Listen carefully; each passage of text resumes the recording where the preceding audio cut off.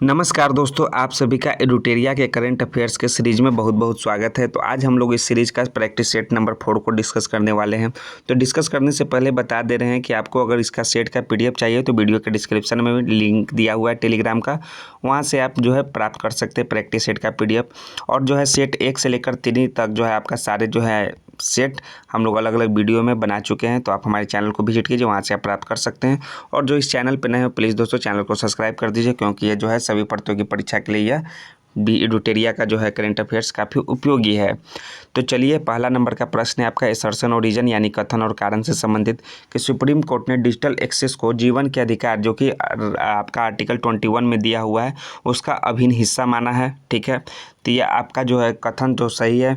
कारण दिया हुआ है कि डिजिटल पहुंच केवल नागरिकों के लिए एक वाणिज्यिक सेवा है, तो ये रीजन आपका गलत है दोस्तों। ये जो है आपका रीजन एक गलत है और कारण आपका सही है। तो ऑप्शन नंबर सी इसका राइट आंसर हो जाएगा। ए सही है पर आर गलत है। दूसरा नंबर का प्रश्न है कि नवीन अनुसंधान के अनुसार भारत की पहली जीनोनिम संपादित चावल की किस्में हैं और पूसा डीएसटी राइस 1। ठीक है, तो कौन कौन है दोस्तों? वो है आपका पहला आपका DRR धान जो है 100 कमला और पूसा DST राइस 1 जो है भारत की पहली जीनोनिम संपादित चावल की किस्में हैं। So option number C 2 number के प्रश्न का करेक्ट आंसर होगा। तीसरा नंबर का प्रश्न है कि ऑनलाइन बाल यौन शोषण में शामिल साइबर अपराध नेटवर्क को ख़त्म करने के लिए सीबीआई ने कौन सा ऑपरेशन शुरू किया है? तो उस ऑपरेशन का नाम है ऑपरेशन हॉक। ऑपरेशन हॉक यानी कि ऑप्शन नंबर सी 3 नंबर के प्रश्न का करेक्ट आंसर होगा। 4 नंबर का प्रश्न है कि 2027 में फीफा महिला विश्व कप की मेज़बानी कौन सा देश करेगा? तो इसका मेज़बानी दोस्तों ब्राज़ील देश करेगा 2027 में फीफा महिला विश्व कप का। सो option number D correct answer हो जाएगा ब्राज़ील। 5 नंबर है कि भारतीय विदेश व्यापार संस्थान ने अपना पहला विदेशी परिसर निम्नलिखित में से कहाँ स्थापित करने की घोषणा की है? तो भारतीय विदेश व्यापार संगठन ने अपना जो है पहला विदेशी परिसर स्थापित करने की घोषणा जो है दुबई में किया है। तो दुबई में इसका स्थापना होगा, यानी ऑप्शन नंबर ए इसका करेक्ट आंसर होगा। 6 नंबर का प्रश्न है कि कालेश्वरम लिफ्ट सिंचाई परियोजना किस नदी पर स्थित है? तो गोदावरी नदी पर जो है कालेश्वरम लिफ्ट सिंचाई परियोजना स्थित है। तो गोदावरी ऑप्शन नंबर सी इसका करेक्ट आंसर है 6 नंबर के प्रश्न का। 7 नंबर का प्रश्न देखिए क्या है कि निम्न में से किसे भारत का पहला पूर्ण साक्षर राज्य घोषित किया गया है? तो भारत का पहला पूर्ण साक्षर राज्य जो है मिजोरम को घोषित किया गया है। तो मिजोरम यानी ऑप्शन नंबर बी 7 नंबर के प्रश्न का करेक्ट आंसर है। 8 नंबर है कि टेक इट डाउन एक्ट किस देश ने पास किया है? तो टेक इट डाउन एक्ट जो है अमेरिका देश ने पास किया है। सो 8 नंबर का option number C correct answer होगा। 9 नंबर है कि वन डे वन जीनोनिम पहल का उद्देश्य क्या है? तो वन डे वन जीनोनिम पहल का उद्देश्य है प्रतिदिन एक सूक्ष्म जीव का जीनोनिम विश्लेषण करना। सो 9 नंबर का ऑप्शन नंबर सी इसका भी करेक्ट आंसर है। 10वां नंबर का प्रश्न देखिए क्या है। संयुक्त राष्ट्र द्वारा जारी नई जनसांख्यिकी रिपोर्ट के अनुसार भारत की प्रजनन दर घटकर प्रति महिला कितनी हो गई है? तो प्रति महिला जो है घटकर वो हो गया 1.9। सो ऑप्शन नंबर ए इसका करेक्ट आंसर हो जाएगा प्रजनन दर। 11 है कि हाल ही में खबरों में रहा गोल्डन डोम का संबंध किस देश से है? तो गोल्डन डोम का संबंध जो है USA से है, यानी कि संयुक्त राज्य America. Option number A 11 number के प्रश्न का करेक्ट आंसर होगा। 12 है कि जाति आधारित जनगणना से संबंधित नीति परिवर्तनों को ध्यान में रखते हुए निम्नलिखित कथनों पर विचार करें और सत्य कथन का चयन करें। अब भारत में जाति आधारित जनगणना डिजिटल रूप में की जाएगी, ये आपका कथन सत्य है। यह निर्णय केंद्र सरकार द्वारा सुप्रीम कोर्ट के आदेश पर लिया गया, तो ये ऐसा स्टेटमेंट फॉल्स है दोस्तों। पिछली पूर्ण जाति जनगणना जो है कब हुआ था? वो 1931 में हुआ था, ये भी आपका स्टेटमेंट सही है। तो सत्य कथन है आपका जाति जनगणना जो है जाति आधारित जनगणना से पहला और तीसरा, तो केवल 1 और 3 जो है वो सही कथन होगा। ऑप्शन नंबर ए 12 नंबर के प्रश्न का। 13 है कि डाक विभाग ने देश में शैक्षिक, सांस्कृतिक, धार्मिक और सामाजिक पुस्तकों की किफ़ायती दरों पर डिलीवरी के लिए किस नाम से डाक सेवा की शुरुआत किया है? तो है ज्ञान पोस्ट नामक जो है डाक सेवा का शुरुआत किया है। सो ऑप्शन नंबर बी इसका करेक्ट आंसर होगा 13 नंबर के प्रश्न का। 14 है कि 6G तकनीक के संबंध पर विचार कीजिए। 6G तकनीक, ठीक है। तो पहला है कि भारत अब तक 6G पेटेंट दाखिल करने में सिर्फ 6 देशों में, तो आपका कथन सही है। 6G सेवाएं जो 2026 तक चालू हो जाएगी, नहीं दोस्तों ऐसा जो है स्टेटमेंट फॉल्स है। अभी भारत में चालू नहीं हो पाएगी, 2-3 साल भारत का फोकस दूर दराज इलाकों में ब्रॉडबैंड एक्सेस पर है, तो ये भी आपका स्टेटमेंट ट्रू है। तो 1 और 3 जो है 6G तकनीक के संबंध में सही है, तो ऑप्शन नंबर ए 14 नंबर के प्रश्न का करेक्ट आंसर होगा। 15 नंबर का प्रश्न देखिए कि मई 2025 में किस संगठन ने विश्व पशु स्वास्थ्य रिपोर्ट की पहली स्थिति जारी की है, तो उसका नाम है विश्व पशु स्वास्थ्य संगठन, ठीक है, जिसने जो है पहला स्थिति जारी किया है मई 2025 में। सो option number D correct answer होगा 15 नंबर के प्रश्न का। 16 है कि CBI का ऑपरेशन चक्र 5 निम्नलिखित में से किससे संबंधित है, या फिर चक्र भी जिसे भी कहिए तो वो संबंधित है दोस्तों 15 नंबर के प्रश्न का जो करेक्ट आंसर होगा 16 नंबर का, कि साइबर धोखाधड़ी से निपटने के लिए CBI का ऑपरेशन चक्र भी संबंधित है, तो ऑप्शन नंबर ए 16 नंबर का करेक्ट आंसर है। 17 नंबर का प्रश्न देखिए क्या है, AI फॉर नेचर कार्यक्रम किस संगठन से संबंधित है, तो AI फॉर नेचर कार्यक्रम जो है वो FAO से संबंधित है, तो FAO ऑप्शन नंबर इसका करेक्ट आंसर हो जाएगा बी। 18 नंबर है कि भारत में पवन ऊर्जा उत्पादन से संबंधित निम्नलिखित कथनों पर विचार कीजिए और सही कथन को चयन करना है, तो सही कथन है कि वैश्विक स्तर पर पवन ऊर्जा उत्पादन में भारत का चौथा स्थान है, ये आपका स्टेटमेंट ट्रू है। भारत ने 31 मार्च 2025 तक 50 गीगावाट की संचयी स्थापित पवन ऊर्जा हासिल कर ली, अभी आपका स्टेटमेंट ट्रू है। भारत में शीर्ष पवन ऊर्जा उत्पादक राज्य कर्नाटक है, तो जी नहीं दोस्तों, केवल 1 और 2 यह सही आंसर होगा, यानी कि 18 नंबर का option number C right answer है। 19 है कि वैश्विक अंतरिक्ष अन्वेषण सम्मेलन 2025 का आयोजन कहाँ किया गया है, तो इसका आयोजन किया गया है नई दिल्ली में, यानी ऑप्शन नंबर ए 19 नंबर के प्रश्न का राइट आंसर होगा। 20 है कि भारत में टेक फॉर इक्विटी इंडेक्स यानी कि TOFEI किस उद्देश्य से शुरू किया गया है, तो इसका जो प्रमुख उद्देश्य है वह डिजिटल समावेशन है, so option number B 20 number के प्रश्न का करेक्ट आंसर होगा। 21 है कि ऑपरेशन हॉक 2025 किससे संबंधित था, तो यह बाल तस्करी से संबंधित था ऑपरेशन हॉक, सो 21 नंबर का option number C correct answer है। 22 नंबर का प्रश्न देखिए क्या है कि गोल्डन ड्रैगन 2025 किसका संयुक्त अभ्यास था, तो यह जो है चीन और वियतनाम का एक संयुक्त अभ्यास था गोल्डन ड्रैगन 2025, तो ऑप्शन नंबर सी 22 का भी करेक्ट आंसर होगा। 23 नंबर है कि भारत राष्ट्रीय महिला आयोग NCW ने किस संस्था के साथ मिलकर महिला सुरक्षा हेतु समझौता किया है, तो फ्यूचर शिफ्ट लैब्स के साथ जो है मिलकर जो है राष्ट्रीय महिला आयोग ने महिला सुरक्षा हेतु समझौता किया है, सो 23 नंबर का भी option number C right answer होगा।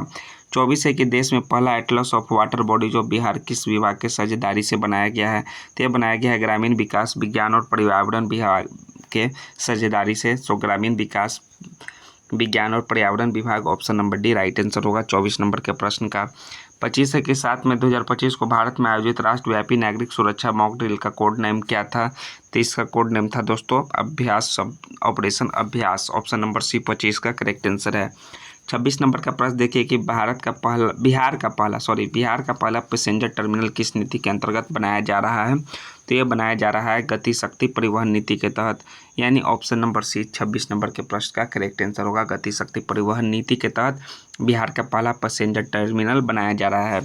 26 के बाद 27 नंबर का प्रश्न देखिए क्या है, भारत में डॉल्फिन जनगणना 2025 के संदर्भ में निम्नलिखित कथनों पर विचार कीजिए और सही कथन का आपको तो पता करना है, तो सही कथन कौन कौन सा है कि बिहार में जो भारत की कुल डॉल्फिन का लगभग 35% हिस्सा है, ये आपका सही है। इस अनुमान रिपोर्ट में देश की 15 नदियों का सर्वेक्षण किया गया है, तो नहीं दोस्तों, यह जो है आपका डॉल्फिन जनगणना 2025 से रिलेटेड है, आपका स्टेटमेंट जो है वो फॉल्स है। नेक्स्ट है आपका कि उत्तर प्रदेश में सबसे अधिक डॉल्फिन पाई गई, उसके बाद बिहार का स्थान है, तो ये भी आपका सही कथन है। तो 1 और 3 जो है आपका ट्रू स्टेटमेंट है, 2 फॉल्स है, तो ऑप्शन नंबर बी जो है इसका राइट आंसर होगा, 1 और 3 सही है। 28 है कि हाल ही में किस भारतीय क्रिकेटर ने टेस्ट क्रिकेट से संन्यास लेने की घोषणा की है, तो वो भारतीय क्रिकेटर कौन कौन है, एक विराट कोहली है, एक रोहित शर्मा, ये दोनों, सो उपयुक्त में से एक से अधिक option number D right answer हो जाएगा 28 नंबर के प्रश्न का। 29 है कि बिहार में लागू की गई 4% आरक्षण नीति के संदर्भ में कथनों पर विचार कीजिए, तो कथनों पर विचार करना है और सत्य कथन का चयन करना है। तो पहला है कि यह नीति केवल दृष्टिबाधित दिव्यांगों पर लागू होती है, आपका स्टेटमेंट फॉल्स है। यह नीति सभी 4 श्रेणियों के दिव्यांगों को शामिल करती है, आपका स्टेटमेंट ट्रू है। इसका लाभ राज्य और केंद्र सरकार के कार्यालयों में दिया जाएगा, ये भी आपका स्टेटमेंट ट्रू है। 4% आरक्षण नीति के संदर्भ में केवल 2 और 3 कथन सत्य हैं, सो 29 नंबर का ऑप्शन नंबर 1 करेक्ट आंसर होगा। 30 नंबर का प्रश्न देखिए कि प्रतिशत के अनुसार बिहार बच्चों के हेल्थ कार्ड योजना के अंतर्गत स्वास्थ्य कार्ड बनाने में भारत में किस स्थान पर है, तो स्वास्थ्य कार्ड बनाने में भारत में दोस्तों 2nd रैंक पर है बिहार, सो ऑप्शन नंबर इसका भी करेक्ट आंसर होगा 30 नंबर के प्रश्न का। 31 है कि IPL 2025 में वैभव सूर्यवंशी कितने गेंदों में शतक लगाकर IPL का दूसरा सबसे तेज शतक बनाने वाले खिलाड़ी बन गए हैं। तो 35 गेंदों में शतक लगाए थे, जो कि बिहार के रहने वाले हैं Vaibhav Suryavanshi. So option number C 31 number के प्रश्न का राइट आंसर होगा। 32 है कि नई दिल्ली में आयोजित दूसरी एशियाई योगासन खेल चैंपियनशिप में भारत ने कितने स्वर्ण पदक जीते हैं? तो दूसरे एशियाई योगासन खेल चैंपियनशिप में भारत ने टोटल 83 स्वर्ण पदक जीते हैं, जैसा कि ऑप्शन में दिया हुआ है 83। आंसर की में स्वर्ण पदक पूछ रहा है क्वेश्चन, तो 83 राइट आंसर होगा 32 का। 33 है कि 2026 में जापान में होने वाले एशियाई खेलों में कौन से नए खेल शामिल किए जाएंगे? तो ये कौन से खेल शामिल किए जाएंगे? एक है 33 नंबर का आपका क्रिकेट और दूसरा मार्शल आर्ट, यानी option number D correct answer होगा। नेक्स्ट है 34 नंबर की भारत में MSME क्षेत्र से संबंधित निम्नलिखित में से कौन सा कथन गलत है? ठीक है, तो कौन सा स्टेटमेंट फॉल्स है? ये है आपका पहला कि MSME द्वारा उत्पादित वस्तुओं के भारत के कुल निर्यात में 40% से अधिक का योगदान है, 34 नंबर का, तो ये आपका सही है। सकल मूल्य वर्धित यानी GVA में इसका योगदान लगभग 30%, ये भी सही है। वर्तमान में भारत में 8 करोड़ पंजीकृत MSME इकाइयाँ हैं, ये आपका स्टेटमेंट जो है वो फॉल्स है, यानी ऑप्शन नंबर सी 34 नंबर के प्रश्न का करेक्ट आंसर हो जाएगा। 35 नंबर का प्रश्न देखिए क्या है कि हाल ही में निम्नलिखित में से किस विश्वविद्यालय के शोधकर्ताओं ने एक मस्तिष्क कंप्यूटर इंटरफेस BCI बनाया जो लकवाग्रस्त व्यक्तियों को पुनः अपनी गतिविधि करने में सक्षम बनाता है? तो वो बनाया है दोस्तों कैलिफोर्निया विश्वविद्यालय के शोधकर्ताओं ने। ऑप्शन नंबर है 35 नंबर के प्रश्न का करेक्ट आंसर है। 36 नंबर का प्रश्न है कि भारत के ध्रुवीय वैज्ञानिक अनुसंधान केंद्र से संबंधित निम्नलिखित कथनों पर विचार कीजिए और उपयुक्त में से कौन सा कथन सही है? तो पहला है कि आर्कटिक क्षेत्र में भारत का मुख्य अनुसंधान केंद्र हिमाद्री है, जो नॉर्वे के स्वालबार्ड द्वीप समूह में स्थित है, तो ये आपका स्टेटमेंट जो है वो सही है। अंटार्कटिका में भारत के 2 सक्रिय अनुसंधान केंद्र मैत्री और भारती, ये भी आपका सही कथन है। तो कथन 1 और 2 जो है दोनों सही है, सो ऑप्शन नंबर सी इसका करेक्ट आंसर है 36 नंबर के प्रश्न का कि भारत के ध्रुवीय वैज्ञानिक अनुसंधान केंद्र से संबंधित दोनों कथन सत्य हो गए। 37 है कि विश्व सामाजिक रिपोर्ट 2025 के अनुसार विश्व में कितने प्रतिशत लोग आर्थिक असुरक्षा का सामना कर रहे हैं?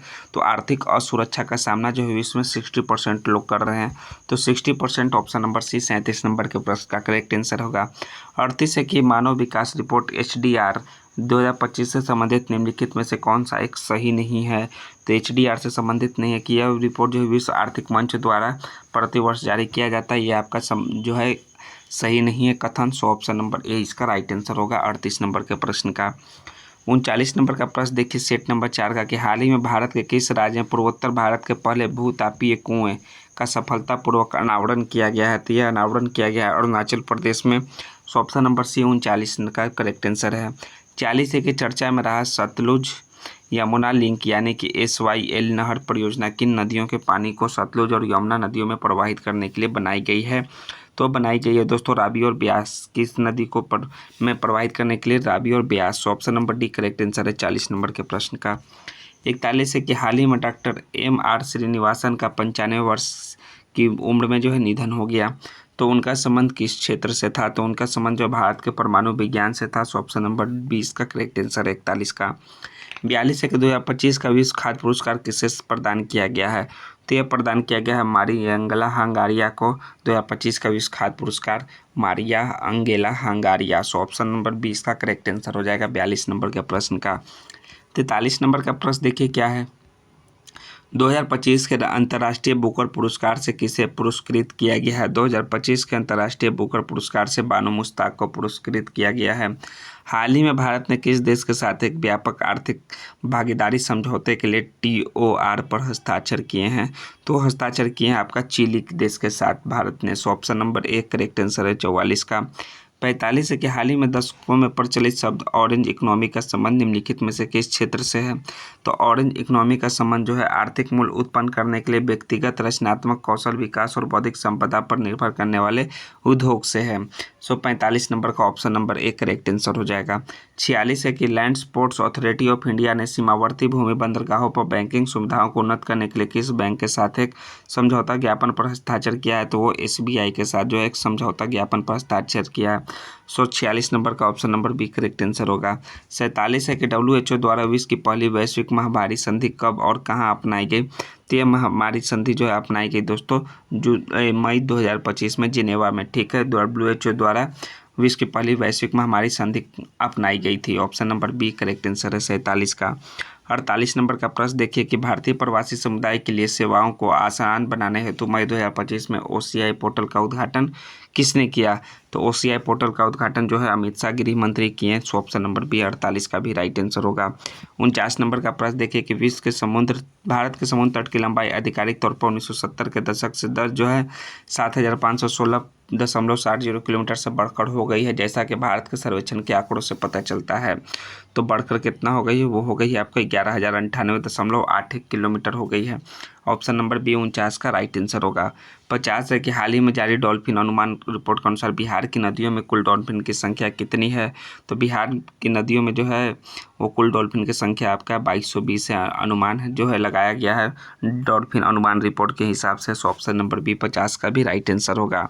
तो सेट नंबर 4 का आपका जो है 50वां प्रश्न समाप्त हुआ। ये रहा आपका सेट 4 का आंसर की। तो आप जो है आंसर की और PDF जो है वीडियो के डिस्क्रिप्शन में टेलीग्राम का लिंक दिया है, वहाँ से आप ज्वाइन कर सकते हैं। और वीडियो को जरूर से जरूर लाइक कीजिए, दोस्तों के बीच शेयर कीजिए और चैनल को जरूर सब्सक्राइब कीजिए। जय हिंद दोस्तों, थैंक्स दोस्तों। फिर हम लोग नेक्स्ट वीडियो में सेट 5 के साथ मिलते हैं। धन्यवाद।